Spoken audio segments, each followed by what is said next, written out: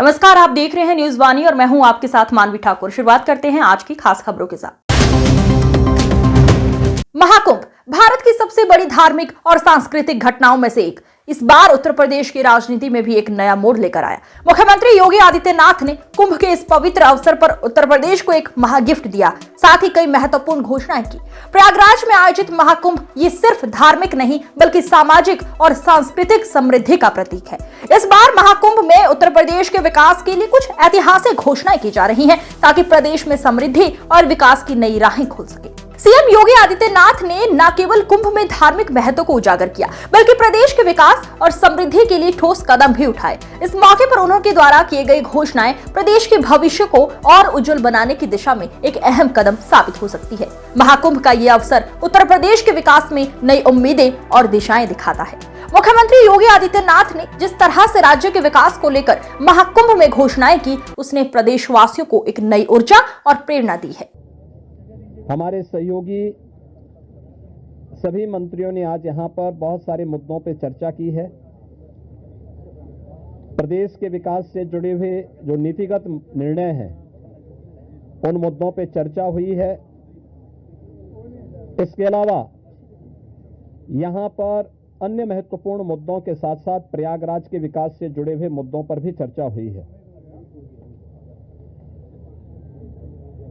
इस अवसर पर जिन मुद्दों पर आज यहाँ चर्चा हुई है उनमें खासतौर पर प्रदेश सरकार के जो महत्वपूर्ण मामले हैं उनमें से उत्तर प्रदेश की जो एरोस्पेस और डिफेंस एंड एम्प्लॉयमेंट से संबंधित जो पॉलिसी है उस पॉलिसी 2018 में हमने बनाई थी, उसी पॉलिसी के 5 साल पूरे हो चुके हैं। अब उसको नए सिरे से बनाने की व्यवस्था की गई है।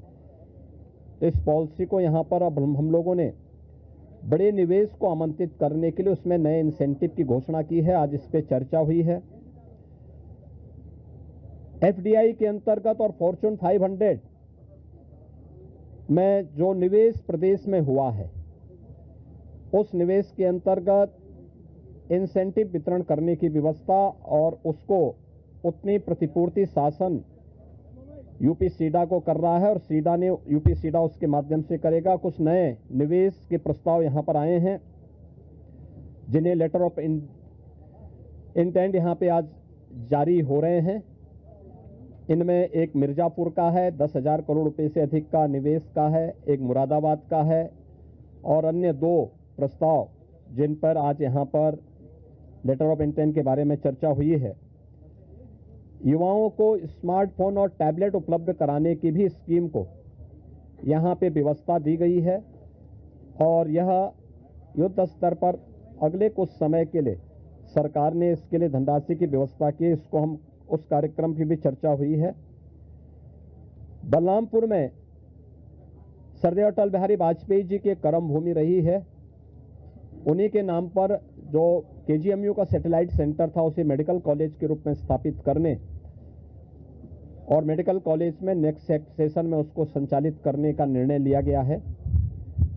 इसके अलावा पीपीपी मोड पर 3 नए जनपदों में मेडिकल कॉलेज के निर्माण की कार्रवाई, जिनमें बागपत, हाथरस और कासगंज, इन 3 जनपदों में नए मेडिकल कॉलेज निर्माण की सहमति पर भी आज यहाँ पर सरकार ने अपना वो किया है।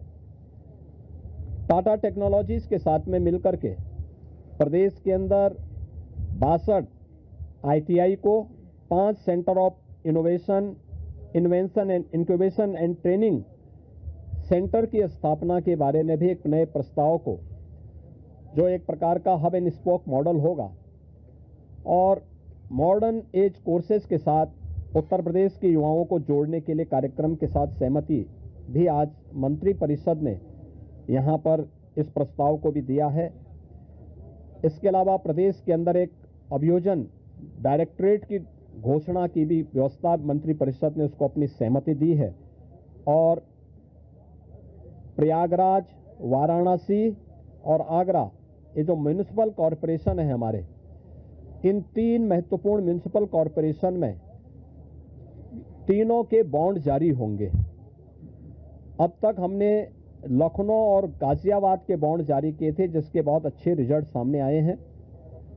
यह म्यूनिसिपल कॉरपोरेशन के ब्रांडिंग करने का, उसके विकास को आगे बढ़ाने का एक महत्वपूर्ण माध्यम होता है और एक नई दृष्टि मिलती है और एक पहचान मिलती है संबंधित कॉरपोरेशन को।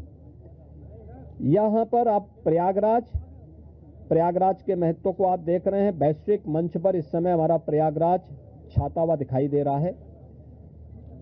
जिस श्रद्धा के साथ पिछले एक सप्ताह के अंदर 9.25 करोड़ से अधिक श्रद्धालुओं ने संगम में आकर के पावन